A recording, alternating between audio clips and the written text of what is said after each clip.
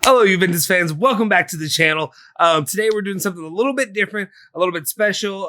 We're going to throw this out here. Today we're talking transfers, and I know. Yes, we talk transfers every day. Yes, we're talking, who's coming in, who's going out, who's being sold, who's being purchased, who's going out on loan, all that good stuff. But today what we're talking about is the transfer meter, and that's something we're putting out together to show you about what the interest level appears for Juventus, how high the likelihood of this player landing with the club, especially coming in this market right now. So let's get started. Let's go.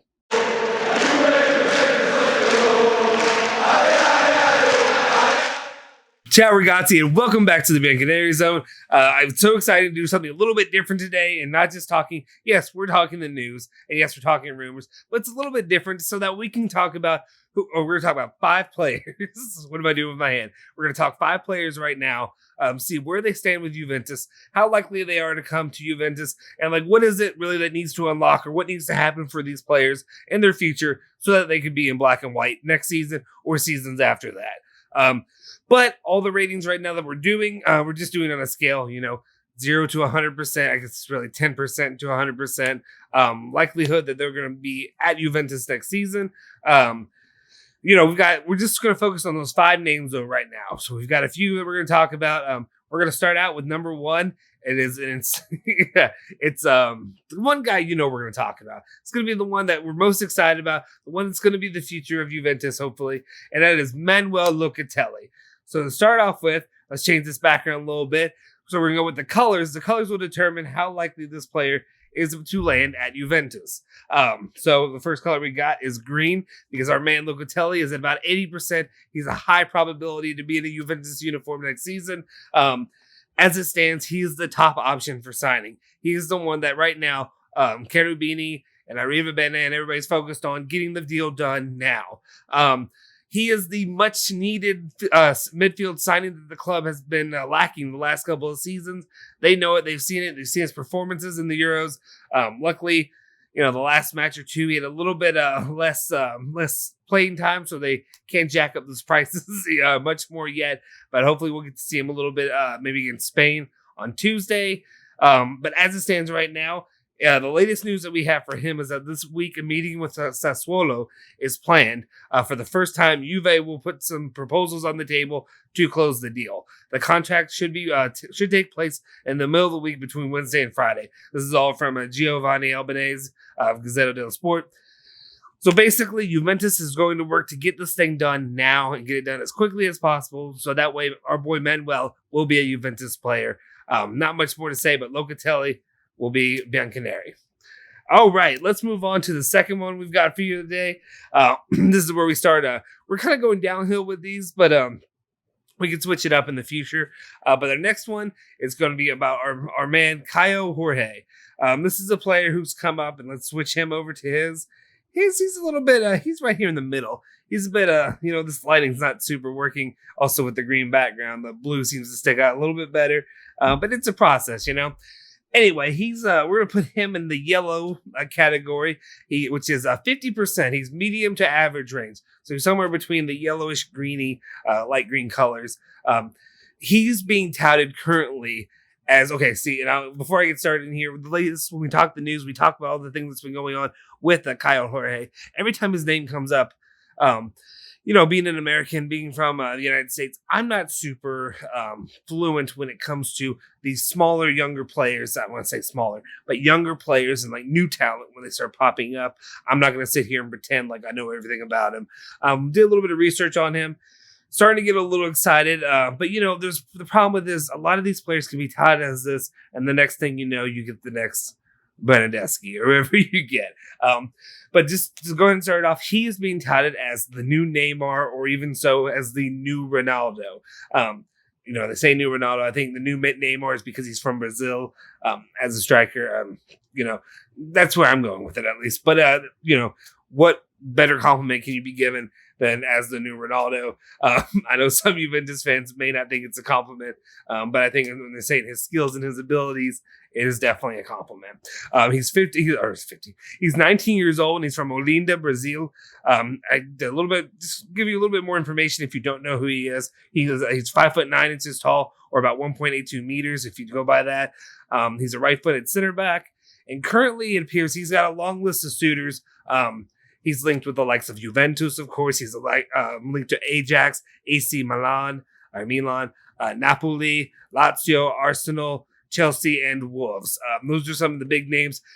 What we know about him right now is that basically he will be in Europe next season. Right now, he's currently playing in the top tier for Brazil's top tier for Santos FC, Santos Football Club.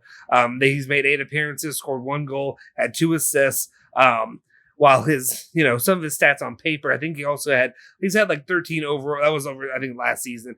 But he's had over 13 goals in different appearances for, the U23 club for Brazil. He's going to be playing for their national team, doing all that kind of stuff.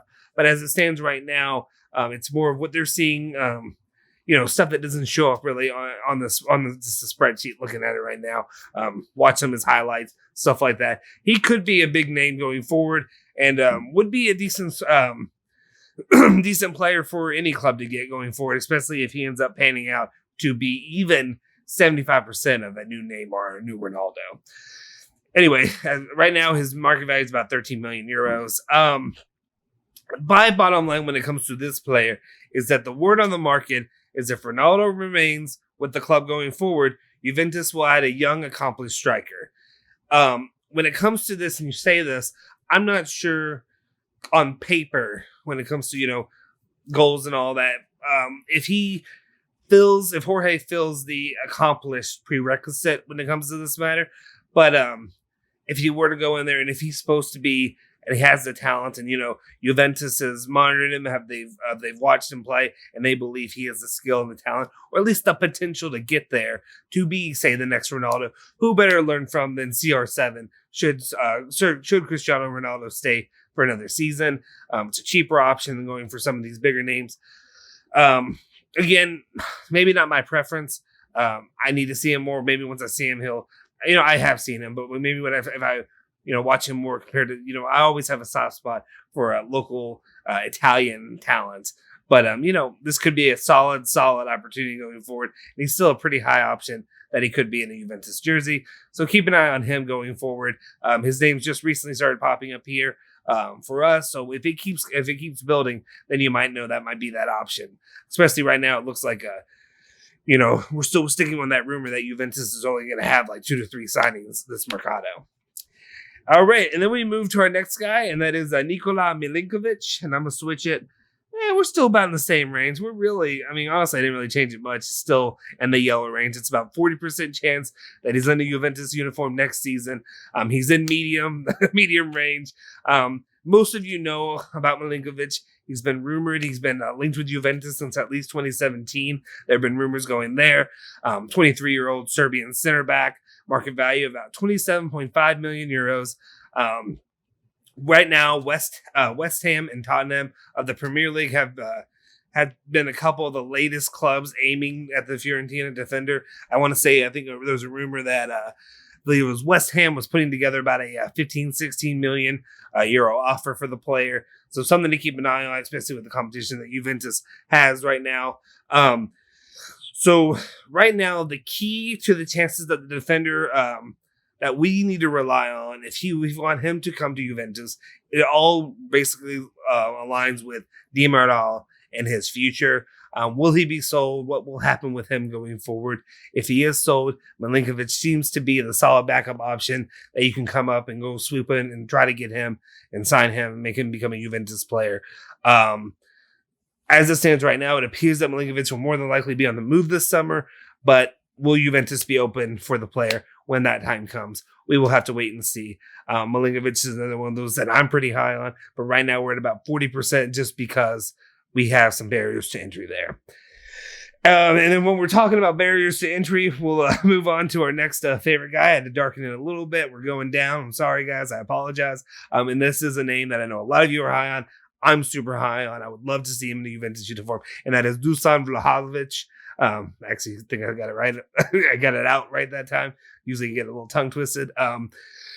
As it stands with Vlahovic, I don't think you don't need me to break down stats or any kind of information like that. He's that solid striker that a lot of clubs would be happy to have, be excited to have. He's an exciting player to watch. He's a solid, large striker.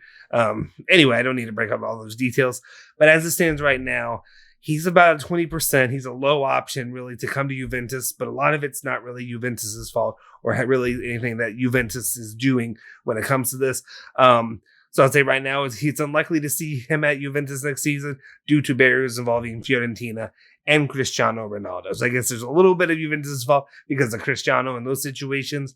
But basically, how do we open it up? How do we get Vlahovic in the Juventus uniform? Well, first off, it would be if Ronaldo were to leave and Fiorentina's financial issues continue to compile, then maybe they'll be more likely to go ahead and sell that player, and Juventus could be an option going there.